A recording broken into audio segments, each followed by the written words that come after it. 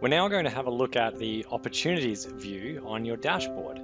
So this view is actually one that's very similar on the mobile app because you'll just be able to swipe left and right on your mobile, but again, you'll see that in the mobile tutorials.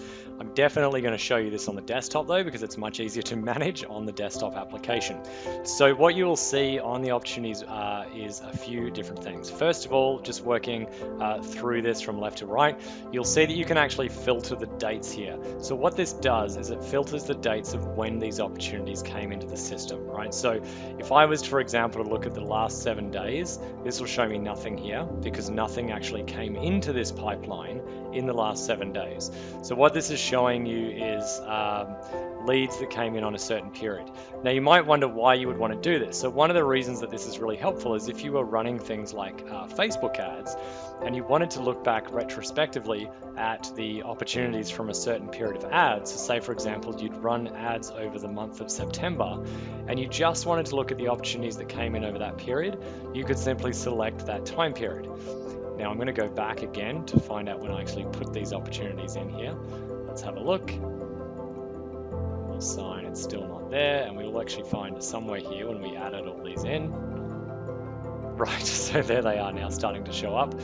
And if I went back again, we should see a heap more in June. Yes, so you can see there's different opportunities based on when they came into the opportunity board. So that's what that feature does. So, or you can change this to like a much larger period, like all of this year.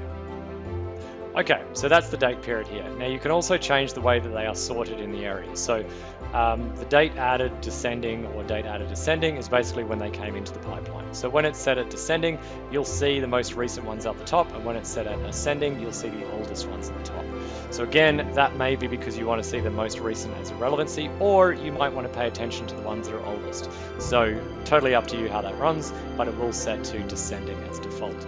Important one, this next one is you can actually change your pipeline. So if you have multiple pipelines set up, then you can select which pipeline you're viewing just here. So let's go back to introductory program here. Now, the next thing you can do on this area is change whose opportunities you're looking at. Right, so because opportunities can be allocated to certain users. So currently this is set to all, but I could change it to the ones that are just set to me here.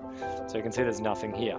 So for example, if I had this one here, let's take Tara here, and she was assigned to me, and I will go through this in a minute. What this would do is it would put my little initials on it. And now if I change to just to see the opportunities to me, then I would see that. Now, if you've seen in the settings that you can set your user access for your team members to only show their data, this would mean that they would only ever see their data in the opportunities board, right? So they can manually do it. So you can deliver a wider degree of freedom there if you like. If for some reason it's useful if they can see everybody, or they can narrow down to their own, that's what this feature here does. So I'm going to put this back to all for now. Campaign allows you to see certain opportunities that are in certain campaigns by selecting the relevant campaign. The last drop down here is the status drop down. So your opportunities are always in a particular status of either open, won, lost, or abandoned. So how you use that is up to you, but the basic intent of that is that a lead that is in the open status is someone who is still like a live lead, if you like we don't know if it's basically unresolved. They haven't signed up yet, but they haven't decided not to. A won means that the deal has been won or they have signed up. Lost has said that they have definitely said no, so it's a no.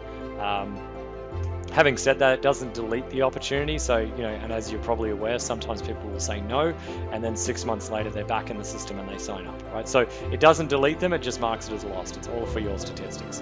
And abandon is a different category that you can use if you feel like that lead isn't lost. They were put in incorrectly. You don't want to delete them, but you just want to put it as abandoned. It just gives you an extra category that doesn't affect your won and lost status, if you like. So one example of that is you may choose to use the abandoned category if you have a lead that just wasn't a good fit for your program, because that's a different result versus someone who you did want to sign up and do business with who decided not to, because that would be lost. Next is you can search for people via this. So I'll use Tara as an example again. I can type in Tara here and it'll show her opportunity. And I can also add a new opportunity manually similar to what you've seen in other areas of the program, you can just add an opportunity by filling in these forms here. And similarly, again, where possible, you want to use an existing contact just by typing their name and then selecting it and having everything auto-populate from there. And you can also export all these opportunities from here with this download button just here. Okay, so from here, we're going to, sorry, and if I didn't explain what just happened, this just downloaded, you can't see it on my screen, it downloaded a CSV file of the opportunities, right? So let's have a look at how you really use this area to manage this. Now, if you haven't looked at it yet, you will likely be using triggers. Triggers, again, being the brains behind how your platform works. So that's basically when something happens, do this. So you may have it set up where opportunities move between stages automatically on your triggers, but you can also manually do a lot of stuff here as well. Okay, so just what I'm explaining here is that this can either be used as a place simply to check in and see where everything's at, or you can actively come in here and look at things, right? So let's have a look at a few things here. First thing you can do is there's two different ways, well, there's a number of different ways you can interact with technically what are opportunity cards. And we call them cards because technically you can I can click and drag this. So if you can imagine, this is like a physical card. If all this was laid out on a table, these would be cards, and then on the back of each card would be a heap of information, right? So let's have a look at how we interact with these cards. So the first one is, as you can see here, I can actually drag them in between opportunities and drop them in certain places. So one thing to be very aware of that is to be mindful of if you have a trigger. So say for example, I'm looking at Hannah here and I drop her in the booked call stage. Now if I had a trigger, and you may not have learned triggers yet, but basically said that when someone is moved to the book call stage, then do XYZ. That will fire off those triggers. So if you're using the drag and drop method, be careful of where you drop them because it will automatically trigger anything that you've set up to trigger from that. The other place you can drag them is either into the lost or the abandoned or the one if you wanted to change their status. Now, there is another way to change that, which I'm going to talk about in a minute, which is on the opportunity card. So you don't have to use that drag and drop facility.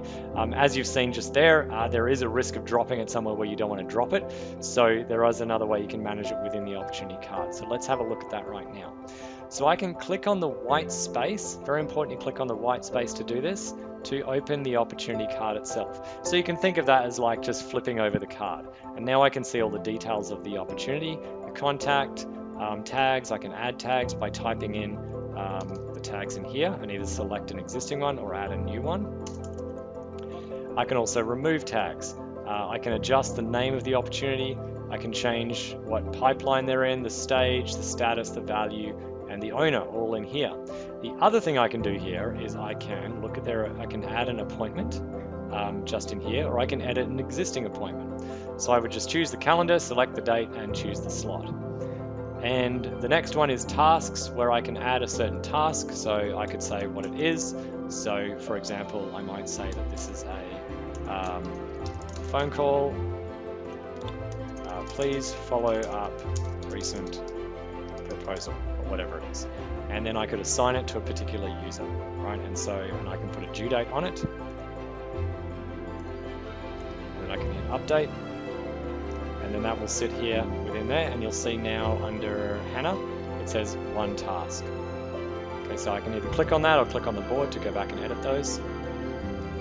The other thing I can do is I can also add notes. Hannah is talking to her spouse, regarding the program. Okay, and I can hit save. So now I can see it in my notes area. And I'll just hit update to make sure that saves. So what you can also do in this view is that once there is a note created, you can hover over this little eye and it will show you all the notes. And so even if there's multiple notes, you'll see all of them. So for example, if I put in another one, this is a more recent note, for example, and hit save and update. Now when I hover over that opportunity card, you'll actually see the most recent note up the top, and all the additional notes underneath. So that's super, super cool. Tasks here I can click on, and that will just bring up the tasks area here. And so that you have perspective of where this fits in, if that was me as a user, if I went back to the dashboard, then I would see tasks assigned to me would be sitting just here if I was in the correct pipeline.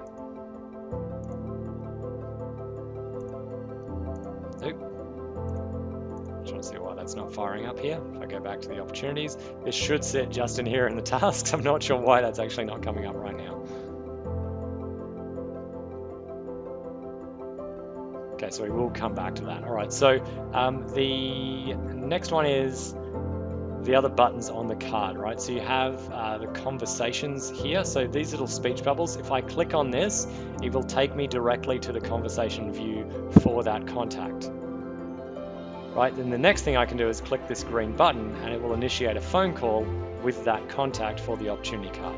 Right, so that's basically what you see from there. Now the last thing you can do here is you can actually click directly on the contact's name, and instead of opening the card, this will also open up their details in that conversation view.